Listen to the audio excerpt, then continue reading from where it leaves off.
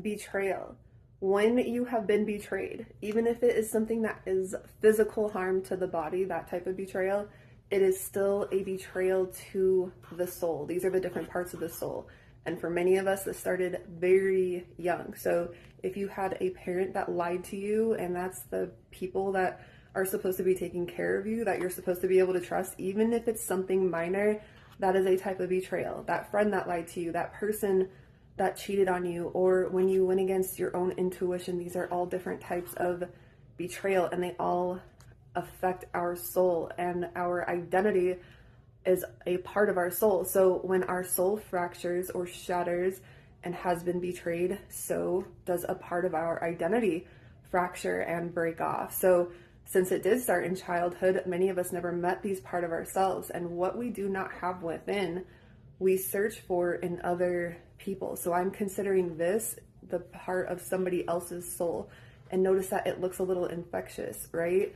So, and I'm talking particularly the womb area because this is our betrayal center and our relationship center, and this is also our creation center. So if this is the womb, where we have experienced these wounds right here, so this is fear, resentment, and shame. These are all wounds that, again, that many began very young.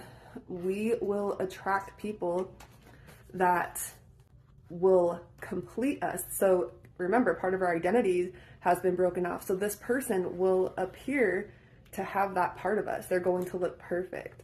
It is going to feel so right. Everything is right. This person is everything, because that is the part of your identity that broke off. But this person will have no choice but to, at some point, come in, and they're going to fill these areas, these broken parts of your soul and your identity, and eventually they will bring this out of you. They have no choice, and maybe even may very well betray you. We're relying on somebody else to fill this part of ourselves and identity within, and the fear, the resentment, and the shame, particularly the fear, this has as much drive and willpower as the will to love somebody or the will to start a business. This is a very powerful, and I add that when this person that you thought was completing you does betray you or has to leave or pulls away, it is going to hurt and sting so much more because you thought that they were completing you. So now it's really going to feel like betrayal. Their mask's going to come off and it's going to say,